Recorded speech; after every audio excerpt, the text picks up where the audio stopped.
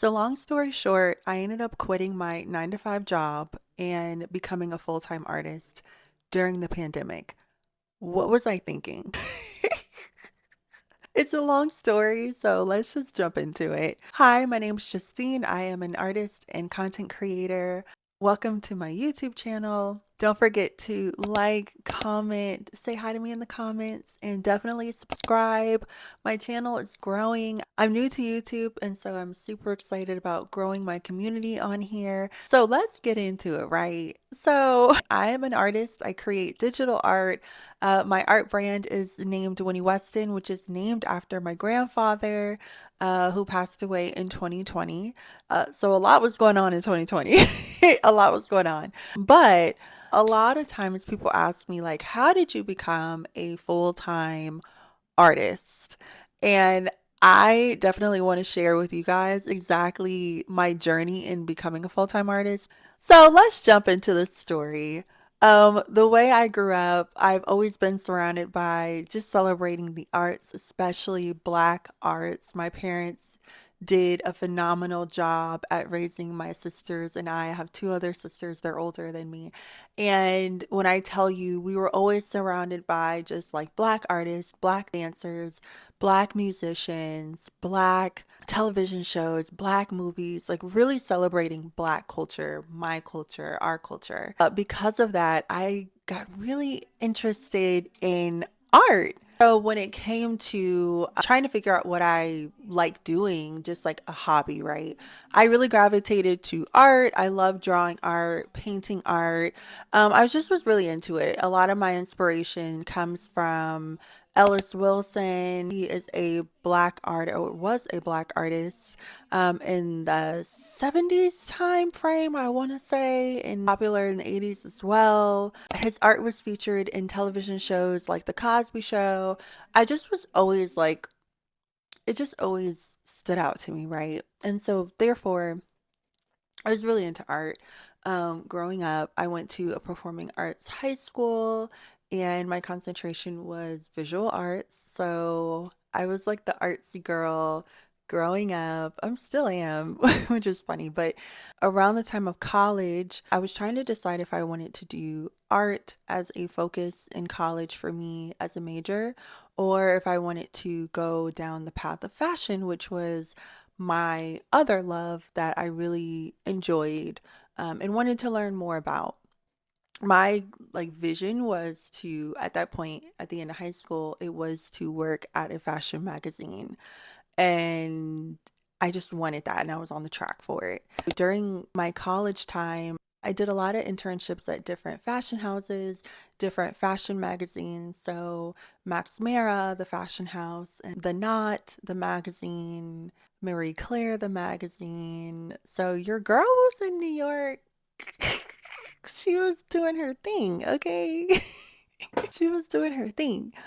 But as I continued to do my thing there, I kind of looked at it like, okay, they always say, don't look at what job you have now because if you're starting out, your job is just going to suck in general, right? Look at like your manager, your supervisor, the director, look at their jobs because that's the track in which that you might have yourself on.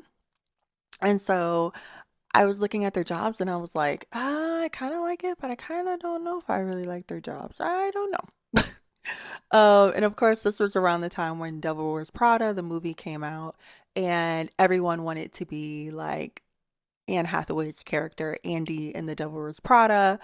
And it's so funny now looking back on it, my older self looking back at my younger self wanting to experience The Devil Wears Prada is insane to me. Like, why would you want that? But as they say in The Devil Wears Prada, everybody wants this life, Andy. I mean, what if I don't want to live the way you live? Oh, don't be ridiculous, Andrea. Everybody wants this. And I wanted that life. And so when it came time for me to graduate college, undergrad, I reached out to someone who was working at Essence Magazine at the time in the beauty department.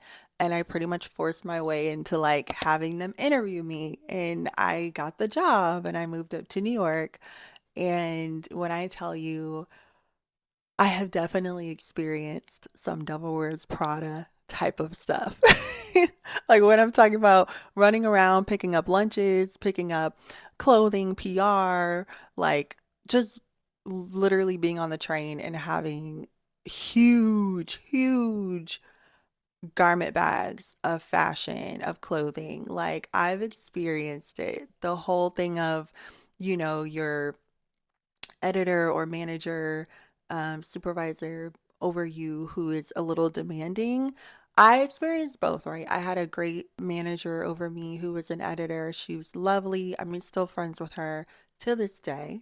Um, but then there was another person who came after her, and she was like, girl, you really want me to have a Devil Wears Prada experience. I'm seeing that here. But anyway, fast forward, I decided to move back to the DC, Virginia area because I felt like I don't see myself here. I don't see myself, I love New York, but I don't see myself really living here for real. Like the rat race, I just don't see that. So I moved back, ended up going to grad school in DC, and my major at that point in grad school was communications. So I wanted to do more social media because I do have a love for the digital world, social media, connecting in that way. While I was in school, I wanted to kind of reestablish myself. So I joined ColorCom, which is an organization for women of color who are in the media and communications field, and I was on the leadership team in DC. That was a lot of fun. We planned events, and some of the events would be at different companies' offices. So we would have events at like the Edelman office, right? Which is Edelman is a communications PR firm. At that time, I was like, oh yeah, like when I connected with some HR ladies, I was like, oh, I kind of like what they do. Like it's interesting. You're kind of a talent recruiter, like you're a talent recruiter. And I've always been interested in that. I've always been interested in entertainment. And so I kind of viewed it the same, right? Like in entertainment, they're recruiting for a show in a movie, but a talent recruiter at a company, they're recruiting the talent for you to be an assistant or for you to be working in comms and the different jobs. And so I was interested in that and I remained connected to those ladies. And fast forward, I eventually found myself applying for talent recruiting jobs. At the same time, my oldest sister, she's been in HR for a long time. And so I was able to, of course, learn from her, bounce ideas off of her.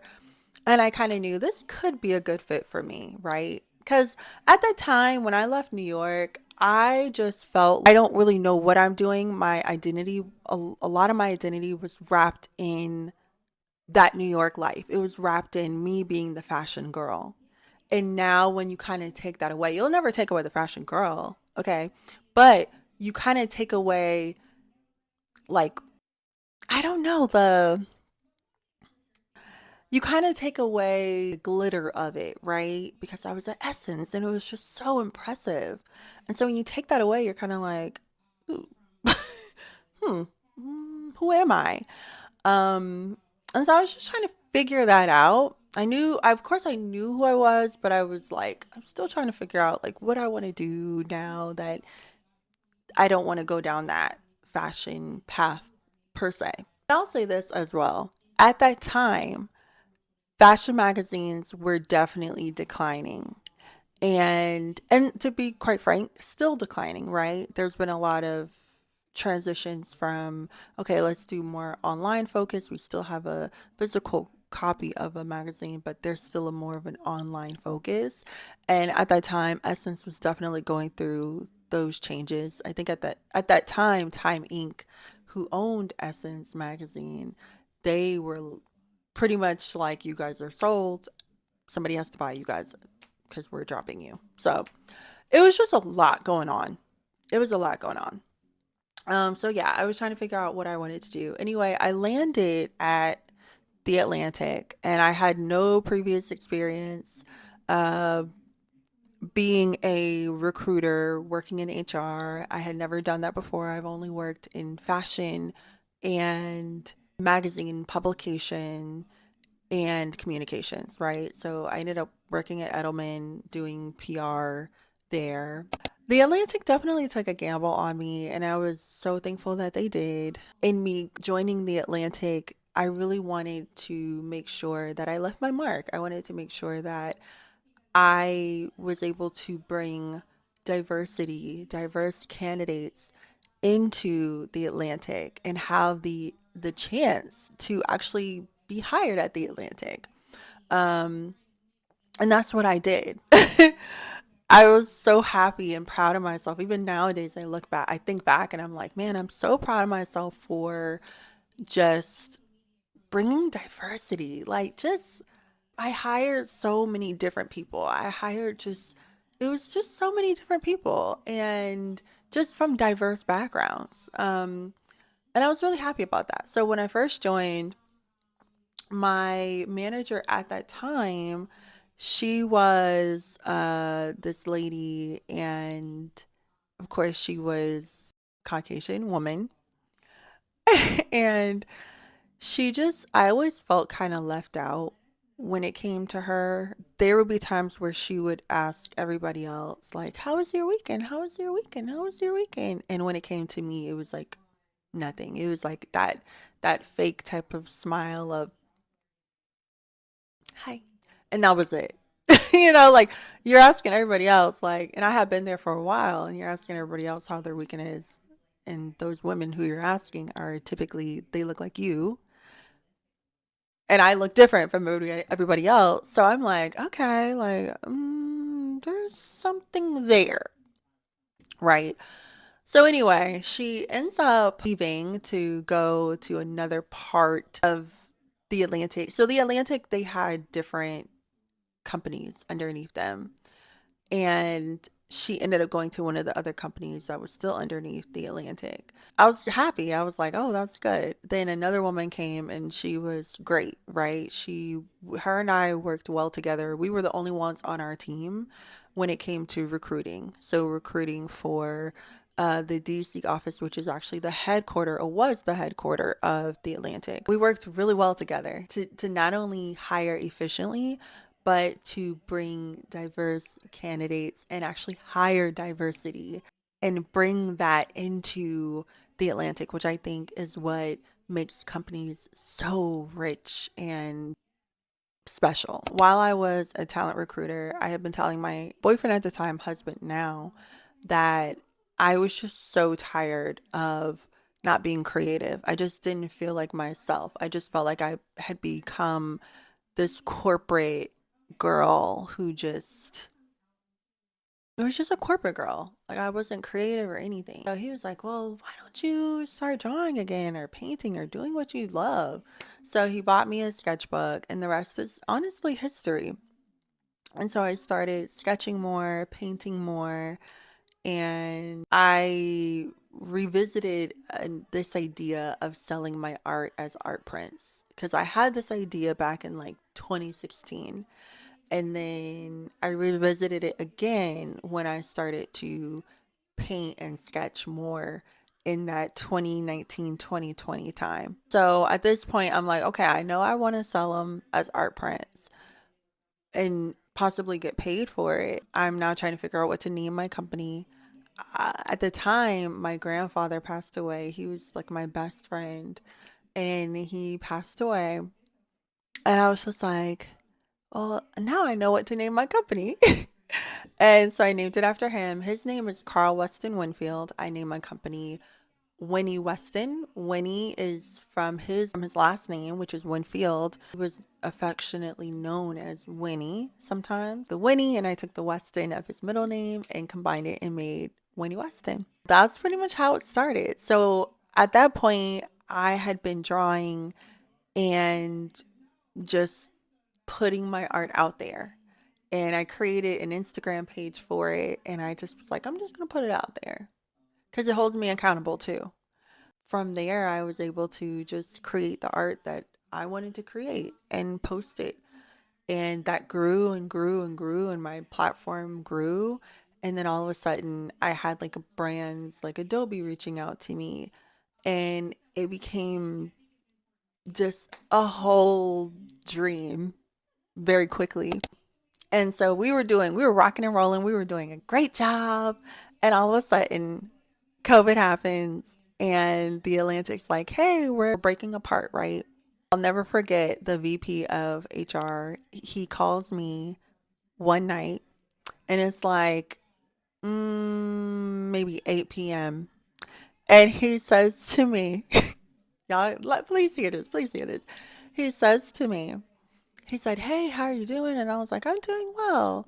And he says, okay, so I'm happy you're doing well. You will now work for National Journal, which is one of the companies that have were split from the Atlantic, uh, because they were now splitting with COVID and all that stuff. It was just the right time.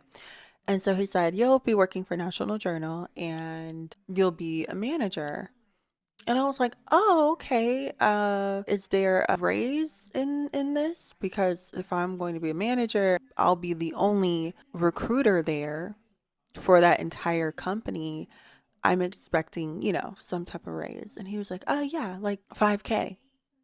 And I was like, "What?"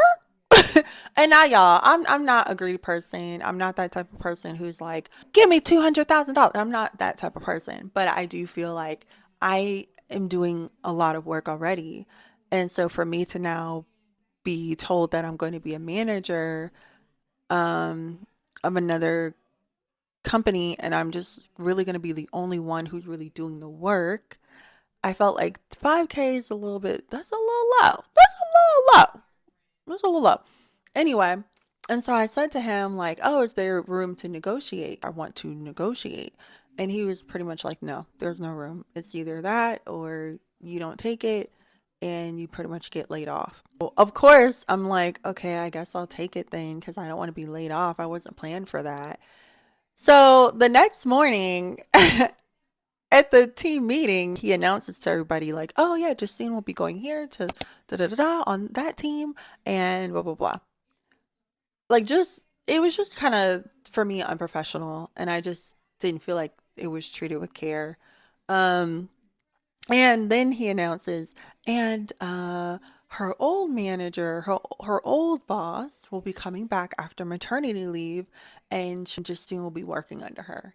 Now, this was the lady who would say good morning to everybody else but me. This was also the woman who delegated everything.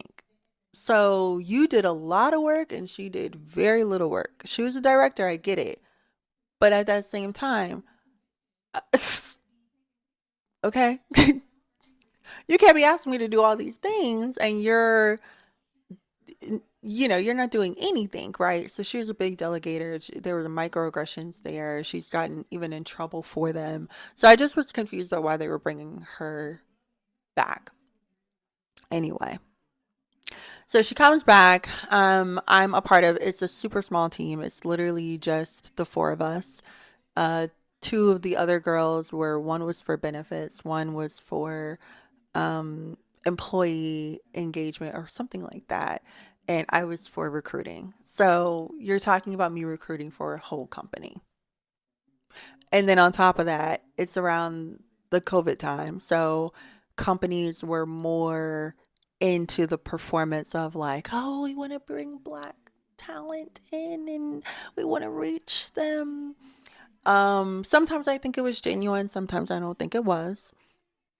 And so that was also added to my plate, which I was already doing, but now it was more of an outreach of like going to the fairs, going to the colleges, going to like finding ways to do more outreach, which is fine. It's just hard when you already have other stuff going on. Anyway, this is making a very long story, so I'm so sorry.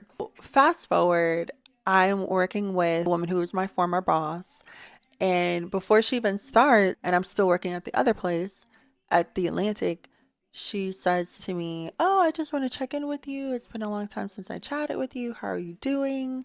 How are you? Are you excited about the transition? This is just between you and I, confidential.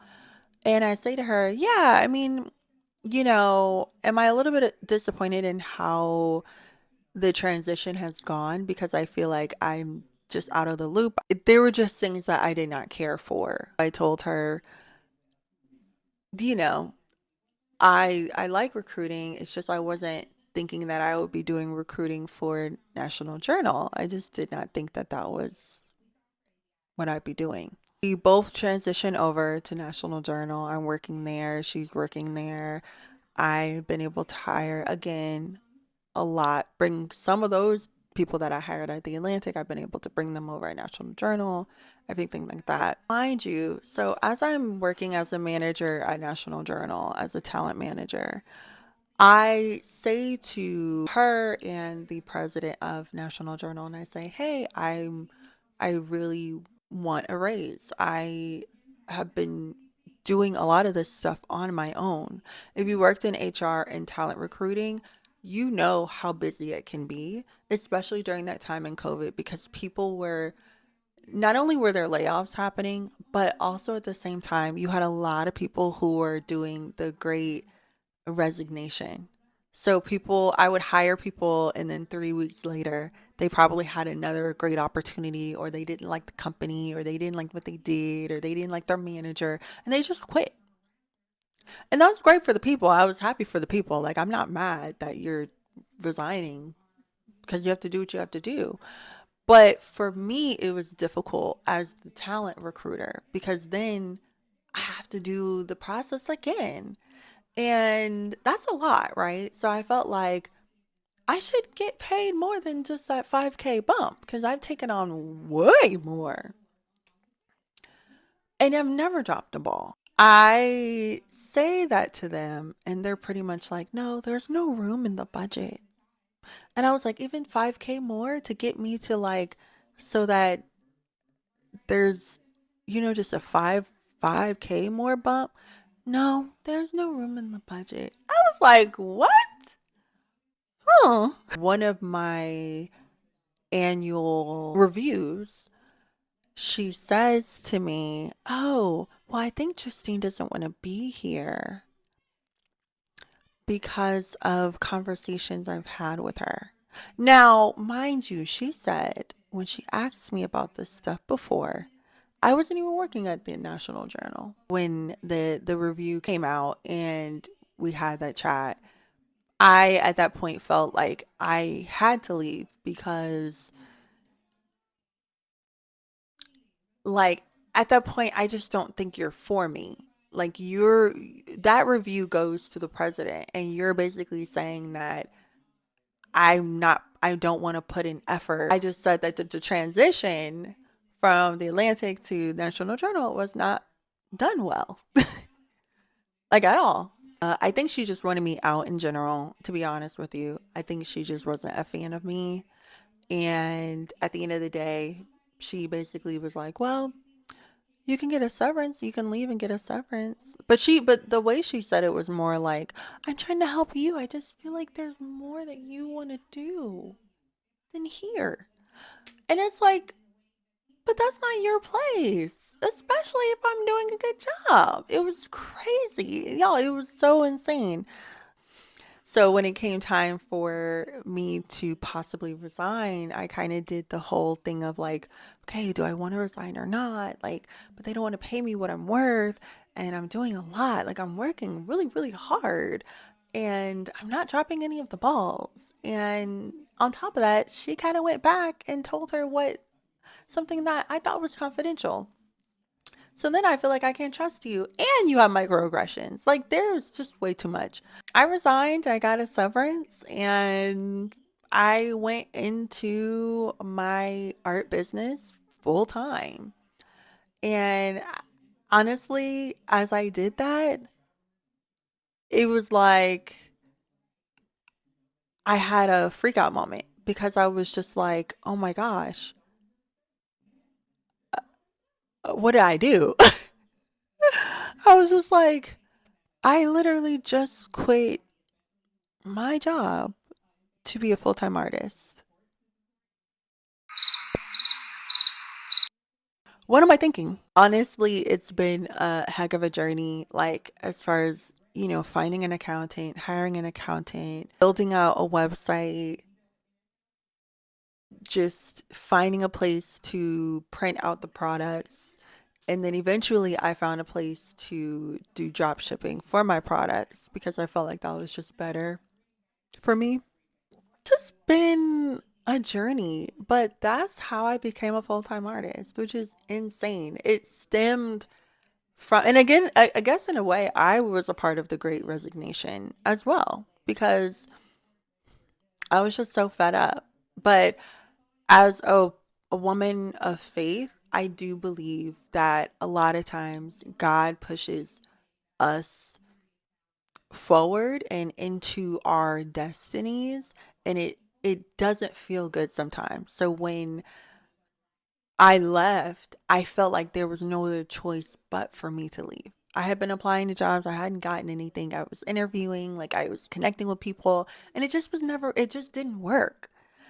And so when it came down to it, I was like, okay, well, maybe God's trying to push me full time in my business. And that's just sometimes what God does. He makes you super uncomfortable where you now are like, I totally have to rely on you, God. And this is kind of the only option I feel like I have. Um, and I'm so happy now looking back that he did. Now, of course, there are times when I look and I'm like, I do wish I had a 9 to 5 again, to be honest with you. But then there are other times when I look at all the open doors that God has been able to open for me. Having an art licensing deal with Target, selling my art on a notebook there, and being able to work with a bunch of different brands from like Ulta to Adobe and Alibaba.com, just so many different ones that I really love. Um, and I don't feel like this is the end, right? I feel like God's going to continue taking it further. But don't get me wrong, there are a lot of times where being a full-time artist, it is a hustle.